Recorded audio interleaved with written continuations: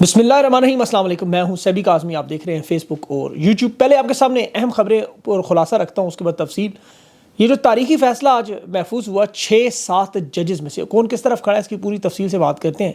اس کے علاوہ 7 اہم ترین کیسز بھی چل رہے ہیں۔ ایک شہر اقتدار سے بہت بڑی اہم خبریں بھی آ رہی ہیں۔ جسٹس جہانگیری صاحب کی عدالت میں الیکشن کا کٹا چھٹا بھی کھل رہا ہے، اور خان کے خلاف جو 4 سرکاری گواہان انہوں نے بنائے پہلے دن ہی جھوٹے ثابت ہو گئے۔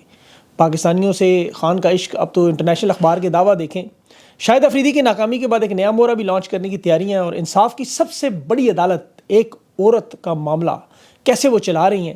شہباز شریف نے بھائی کا بیانیہ بھی دفن کر دیا، بوٹ چاٹنے میں اتنا آگے نکل گئی۔ وزیر خزانہ چین کو منانے بھی کیوں پہنچ گیا۔ IMF کے قرضوں میں اپنی ہی جماعت کے ان کے رہنما بھی پھٹ رہے ہیں، اور آج تو علیمہ خان نے بھی ویسے عدالت میں جج کو ٹھیک ٹھاک سنائی اور رگڑا دیا۔ اور ٹک ٹاکرز کی جو کانٹینٹ ڈیلیٹ ہو رہا ہے، پنجاب حکومت کی تعریفوں پہ ان کا انجام ہو رہا ہے، اس کی تفصیل بھی آپ کے سامنے رکھتا ہوں۔ لیکن سب سے پہلے مخصوص نشستوں کا جو فیصلہ محفوظ ہوا، تمام ججز بیٹھ کے اس فیصلے کو دیکھیں گے کہ کب سنائیں۔ قاضی فائز صاحب نے اس کا اعلان صرف اس وجہ سے نہیں کیا کہ اب تک جو ججز کے اندر اختلافات ہیں اور مطلوبہ نمبر ہے وہ نہیں مل رہے۔ قاضی صاحب 6-7 سے اب تک کی اطلاعات کے مطابق ہار رہے ہیں۔ ان چھٹیوں میں انہوں نے پوری کوشش کی ججز کو منایا جائے جو ان کی بات نہیں تسلیم کر رہے، اور اب انہیں مزید وقت چاہیے۔ 2 جج ہیں صرف ایسے جن پر بڑا کام کیا گیا، اور میں آگے چل کے اس کی آپ کو تفصیل بھی بتاتا ہوں کہ وہ کون کرتا رہا۔ یہ مخصوص نشستوں کا جو کیس ہے یہ بڑا انتہائی اہم کیس ہے قانونی اعتبار سے، تو اس میں بڑے مضبوط دلائل ہیں۔ آج 2019 کے فاٹا الیکشن کا جو حوالہ ہے باپ پارٹی کا، جس میں انہیں بغیر کسی نشست کے جیتے ہوئے مخصوص نشستیں ملی، اور الیکشن کمیشن اس فیصلے کو باقاعدہ طور پر جو سنی اتحاد کا فیصلہ اسے جھوٹ بھی بولتے رہے، بدنیتی بھی کرتے رہے الیکشن، یہ بھی پکڑا گیا آج۔ اور باپ پارٹی کے پاس کوئی سیٹ نہیں تھی، یاد رکھیں، لیکن پھر بھی ان کے 3 آزاد امیدوار اور پھر اس کے بعد مخصوص نشست بھی ایک ملی انہیں۔ یہ سنی اتحاد کیس جیت سکتی ہے۔ اقلیتوں کے معاملے پر بھی ان کا مضبوط پوائنٹ، کیونکہ JUI نے ان کا بھی آئین نکل آیا کہ غیر مسلم رکن نہیں بن سکتا، اور انہیں بھی اقلیتوں میں مخصوص نشست مل گئی یہ لکھنے کے باوجود۔ تو قاضی صاحب یہاں پھنس گئے۔ خود قاضی صاحب نے کہا کہ JUI تو کہہ رہی ہے مس پرنٹ ہوا ہے، ہمارے آئین میں ایسا کچھ نہیں، لیکن ان کی ویب سائٹ سے ڈاؤن لوڈ کر کے دکھا دیا قاضی صاحب کو۔ میرٹ پر فیصلہ ہوا تھا، دیکھیں مخصوص نشستیں اگر سنی اتحاد کو نہیں ملتی تو تحریک انصاف کو مل جائیں گی۔ یہ آرٹیکل 51 کہہ رہا ہے کہ کسی بھی سیاسی جماعت کے پاس مخصوص نشست ہونے کے لیے ضروری نہیں کہ ان کے پاس ایک نشست بھی ہو۔ تو یاد رکھیں تحریک انصاف کے جو رہنما سنی اتحاد کو جوائن نہیں کیا، جنہوں نے پارلیمنٹ میں موجود ہیں، جیسے بیرسٹر گور ہے، عمر ایوب ہے، آزاد حیثیت اسمبلی کا حصہ بنے تھے، وہ کیونکہ انٹرا پارٹی انتخابات میں حصہ لینا تھا انہوں نے، اس لیے سنی اتحاد میں انہوں نے شمولیت نہیں کی۔ اس اعتبار سے مخصوص نشستیں تحریک انصاف کے پاس ہی جائیں گی، اس اعتبار سے اگر دیکھا جائے، کیونکہ یہ JUI باپ پارٹی کے ساتھ 2019 میں ہو چکا ہے۔ اور قاضی فائز کی سماعت دیکھیں تو وہ بار بار ہی کہتا ہے کہ ہمارے فیصلے کی تشریح غلط ہوئی الیکشن کمیشن سے۔ الیکشن کمیشن کہتا ہے قاضی نے ریٹرننگ افسران بیوروکریسی سے لگا غلط کیا۔ تو دونوں غلط فیصلے بھی کرتے رہے، دونوں غلط تشریح بھی کرتے رہے، اور قاضی صاحب بار بار اس نقطے کی طرف پوری سماعت میں لانے کی کوشش کر رہے ہیں کہ سنی اتحاد مخصوص نشستوں کی حقدار نہیں ہے، تحریک انصاف حقدار ہے۔ وہ ہم اپنا بلے کا فیصلہ ٹھیک کرنا چاہتے ہیں۔ سلمان اکرم راجہ اور تحریک انصاف کو سنی اتحاد کی بجائے تحریک انصاف کا بھی مطالبہ کرنا چاہیے تھا، یہ تو فریق بنے ہوئے اس میں آلریڈی۔ اب قاضی صاحب کا جو یہ معاملہ تھا، انہوں نے جو تحریک انصاف کے حوالے سے بات کی کہ آئینی پوزیشن پر اس میں کوئی 2 رائے نہیں ہے کہ سنی اتحاد کو ملے یا تحریک انصاف کو ملے، دونوں صورتوں میں معاملہ حل ہے، ٹھیک ہے، اور اس پہ وہ ایگری بھی ہیں سلمان اکرم راجہ کے ساتھ۔ لیکن یہاں پر جو ان ججز کو توڑنے کی کوشش بھی ہو رہی ہے۔ 7 جج قاضی صاحب کے مخالف ہیں، یہ یاد رکھیں، مخصوص نشستوں کے معاملہ یہ تحریک انصاف کے حق میں دینا چاہتے ہیں، اور 6 ججز جو ہیں، اسی لیے قاضی صاحب کو اس وقت گھبرائے ہوئے ہیں کہ اگر اکثریتی فیصلہ، کیونکہ بلے کا نشان جو چھینا ہے وہ ان کے لیے بہت بڑا شرمندگی کا معاملہ بنتا ہے۔ جسٹس اطہر من اللہ اور یہ تمام باقی ججز بار بار اسی نقطے کی طرف لا رہے ہیں کہ انتخابی نشان چھننے کے بعد یہ سارا معاملہ ہوا، تو قاضی صاحب اس سے اپنی جان بچانا چاہتے ہیں۔ اور آپ کو پتہ ہے جو تحریک انصاف کے جن ممبران کے کاغذات PTI کے نام پہ نہیں جمع ہونے دیے، وہ بھی معاملہ ان کے لیے بہت بڑی امبیرسمنٹ ہے، اور یہ چاہتے ہیں کہ مخصوص نشستوں کا معاملہ حل ہو۔ پھر ظاہر ہے سب سے بڑا معاملہ ان کی مدت ملازمت توسیع۔ اب یہاں پر ایک اہم معاملہ جو بڑا افسوسناک معاملہ میں نے اس پورے کیس کے باہر بھی دیکھا، جب مخصوص نشستوں میں جس کو ملی اس نے بسم اللہ کر کے لے لی، نون لیگ کو ملی اس نے لے لی، غیر آئینی لے لی، غیر جمہوری لے، اور تو JUI بھی لے گی، حالانکہ الیکشن پہ اعتراض بھی کرتے ہیں۔ اور آج بھی خواتین کی مخصوص نشستوں کی بڑی تعداد، وہاں تحریک انصاف کی جو خواتین ہیں وہ بھی پہنچی تھی، لیکن یہ عدت کا معاملہ ہو، احتجاج کا معاملہ ہو، وہاں یہ خواتین نظر نہیں آتی۔ لیکن اب یہاں اس کیس کے لیے پہنچ گئی، بالکل جس طرح جب امیدوار الیکشن لڑ لیتے تو آگ خون کی بازی لے کے اپنے کاغذات جمع کروانا چاہتے تھے، اور جب آپ کو پتہ ہے وہ ہار گئے، جو وہ خاموش ہو گئے، جو بیٹھ کے جیت کے وہ پارلیمنٹ میں جا کے خاموش ہو گئے۔ تو سب کی سیاست کا مرکز جو ہے وہ صرف نشست، سیٹ، پارلیمنٹ ادھر تک ہے۔ اس نظریے سے مجھے بڑا ویسے خوف بھی آتا ہے کبھی کبھی۔ بہرحال جن ججز پہ کام ہوتا ہے ان کی بات کروں کہ مخصوص نشستوں کے معاملے میں ریمارکس اگر آپ سنیں تو آپ کو واضح طور پر بہت ساری چیزیں سمجھ آ سکتی ہیں کہ یہ 7 جج جو حمایت میں اور 6 مخالفت میں کون ہے. اب اس میں بیرسٹر شہزاد اکبر نے ایک بڑا انکشاف کیا کہ ججز کالونی میں قاضی صاحب کی اہلیہ مسز سرینا فائز صاحبہ یہ باقاعدہ وہاں پر یہ کمپین کر رہی ہیں تحریک انصاف کو دہشت گرد جماعت بنانے, اور یہ بڑا خطرناک انکشاف ہے ان کے, اس پر باقاعدہ تفتیش ہونا چاہیے کیونکہ قاضی فائز ملک کے چیف جسٹس ہیں. اگر ان کی اہلیہ اس طرح ججز کالونی میں تحریک انصاف کے خلاف ججز کے خاندان کے ساتھ کہ جی کمپین چلا رہی ہیں کہ یہ دہشت گرد جماعت ہے اور ووٹ ان کو ان کو کالعدم کیا جائے, تو یاد ہوگا آپ کو بندیال صاحب کا معاملہ جس میں عمران خان کی جلسوں میں ان کی سانس جاتی تھی آڈیو لیکس میں, تو انہوں نے کتنا بڑا ہنگامہ مچایا اور سارے کا سارا معاملہ بندیال صاحب پہ رکھ دیا تھا سب لوگوں نے. جلسے میں جانا غلط تھا, لیکن یہاں پوری کمپین اگر چلائی جا رہی ہے باقی ججز کے اہل خانہ کو دباؤ میں لانے کے لیے اور بڑے طریقے سے واردات ڈالی جا رہی, ایک تو تحریک انصاف کو ختم کریں, کالعدم کریں, دہشت گرد جماعت بنائیں, عمران خان کے کیسز کا معاملہ اور مخصوص نشستیں, تو یہ پھر واضح طور پر پنجاب حکومت کے ساتھ کھڑے نظر آ رہے ہیں. تو تحریک انصاف کی مخالفت میں دیکھیں اس وقت جو ایک طرف الیکشن کمیشن کا چیئرمین جو ہے وہ, دوسری طرف قاضی صاحب, اور تیسری طرف آپ کو پتہ ہے ایسٹ انڈیا کمپنی, اور جو کیسز ابھی اس وقت زیر سماعت ہے خاص طور پر ان میں ایک قانونی اور آئینی بحران بنا ہے. اس کی سب سے بڑی وجہ یہی آپ کو نظر آ رہی ہے کہ قاضی صاحب اور ان کے ساتھ جو لوگ ہیں وہ بائسڈ ہیں. اب یہ تحریک انصاف کا, حالانکہ ان کے سامنے بہت ساری چیزیں ایسی ہیں جس پہ وہ قاضی صاحب پہ چارج شیٹ بن سکتی ہے, اور یہ ان کی اہلیہ اور ان کے ساتھ جو تحریک انصاف کی ان کی شکایت کیا ہے, تو وہ تو منی ٹریل کا کیس آپ کو یاد ہوگا, لندن کی پراپرٹیز کا, وہ اسپین کی پراپرٹیز کا جو معاملہ آیا جس پر قاضی صاحب جو سپریم جوڈیشل کونسل میں ان کو ریفرنس بھی گیا تھا, اور حالانکہ عمران خان نے تو کہا تھا میں نے یہ ریفرنس نہیں بنایا, لیکن قاضی صاحب اس چیز کو بھولنے پہ تیار نہیں. اب تک سارے معاملات جو ہے اس وقت تحریک انصاف کے خلاف جو بھی ہیں وہ نظر آ رہے ہیں آپ کو. حالانکہ باجوہ صاحب نے بنایا, فروغ نسیم نے بنایا, بعد میں ساری چیزیں آ گئی. عمران خان نے تو کہا بھی کہ میں اس پہ غلط فہمی تھی, غلطی کا اعتراف بھی تھا, جو میرے خیال میں عمران خان کو نہیں کرنا چاہیے تھا. بہرحال قاضی صاحب کی پراپرٹیز کے بارے میں باقاعدہ تفتیش ہونی چاہیے, لیکن یہ جب سپریم جوڈیشل کونسل میں معاملہ گیا تھا تو ان کی اہلیہ نے اس وقت ججز سے کہا کہ آپ بھی اپنی اپنی پراپرٹیز نکالیں, آپ بھی دکھائیں, تو وہ معاملہ وہی ختم ہو گیا تھا. تو اب سپریم جوڈیشل کونسل میں 6 ججز کے بارے میں جو ریفرنسز اب تک آ چکے ہیں, ہونا تو یہی چاہیے کہ پتہ چلے کہ جج ان کو بھی کہہ سکیں کہ, لیکن اب ہو سکتا ہے ان کے بھی اہل خانہ کو اٹھایا گیا ہو, وہ بیچارے بھی مجبور ہوں. لیکن قاضی صاحب کی اہلیہ کا طرز عمل انصاف پر بہت بڑا معاملہ ہے, اس پر ضرور تفتیش ہونی چاہیے.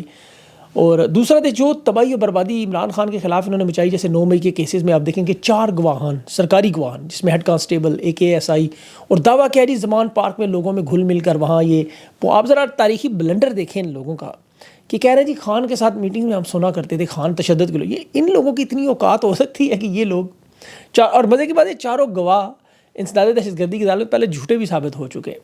بالکل اسی طرح سے جسٹس جہانگیری کی عدالت میں MNA جو ان کے 3 بنے ہوئے زبردستی فارم 47 پہ, اب ان پہ بھی جرمانے, اب تو ریٹرننگ افسران پہ بھی جرمانہ. آج ایک ریٹرننگ افسر نے 15,000 روپے جمع بھی کرا دیا.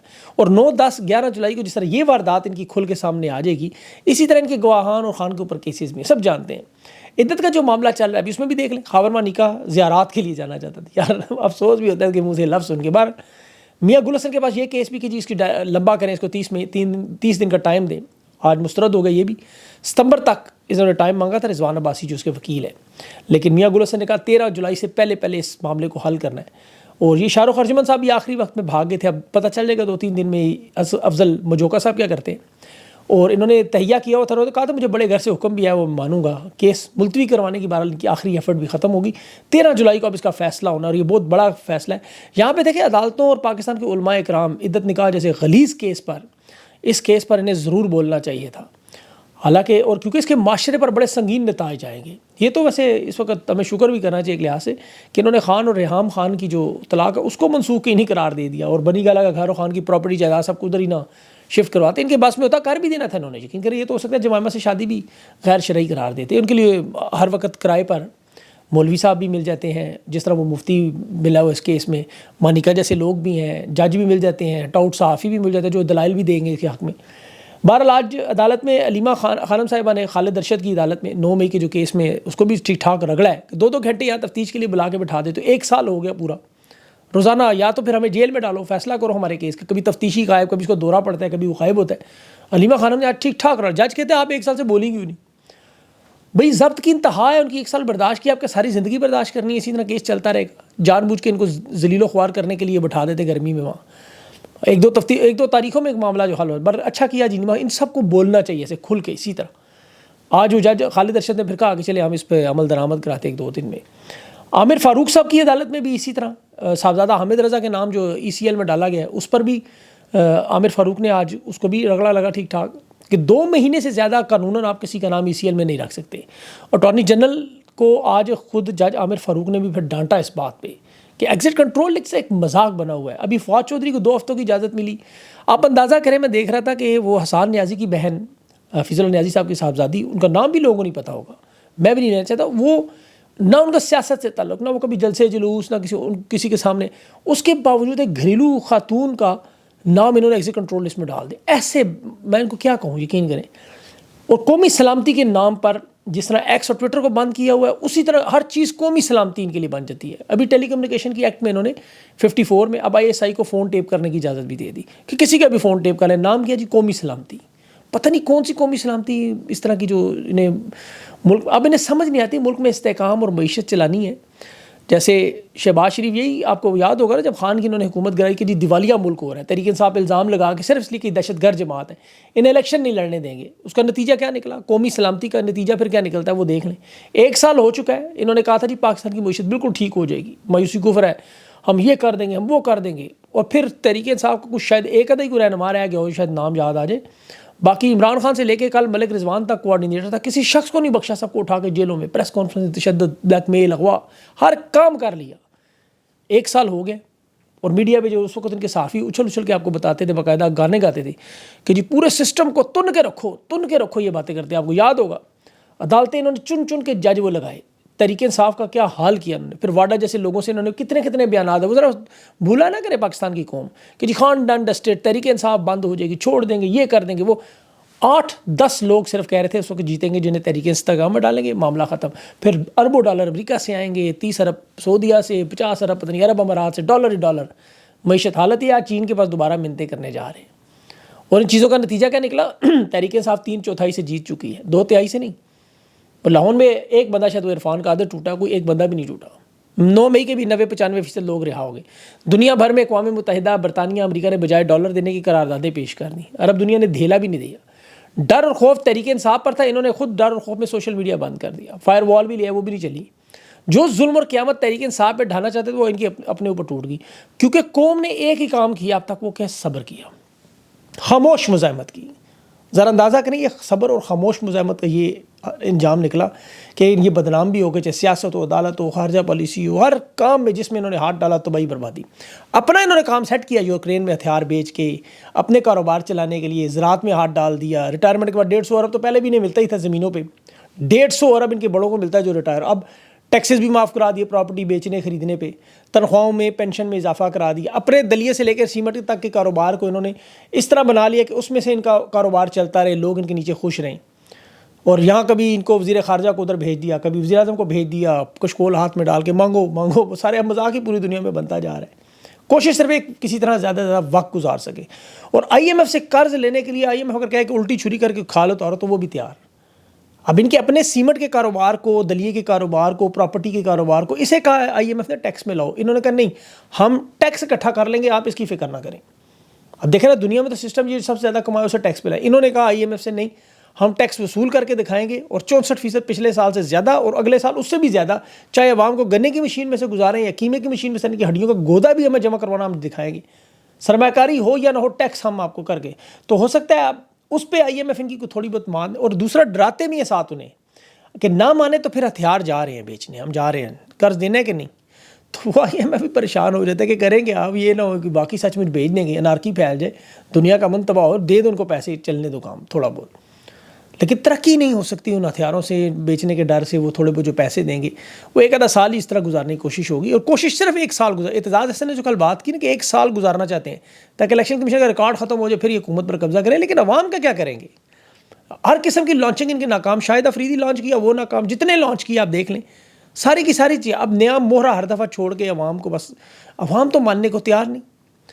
ابھی دیکھیں جاوید میاں داد صاحب کو میڈل شیڈل لگا کے تیار کیا جا رہا ہے, آؤ جی آپ میدان میں. اللہ نے بچائے, بڑے ہمارے بڑے مطلب ایک اچھے کھلاڑی ہیں, ان کا بڑا نام ہے, اور میرے خیال میں تو ان کی ملک کے لیے خدمات ہیں. انہیں چاہیے کہ وہ نکل جائے پاکستان سے. یقین کریں, جاوید میاں داد ہو گیا, جتنے بھی بڑے لوگ جن کو بھی تمغہ لگے وہ بچ جائے, بس اس تمغہ لگنے کی بات ہے, وہ شاید افریدی والا حال ہو جاتا ہے.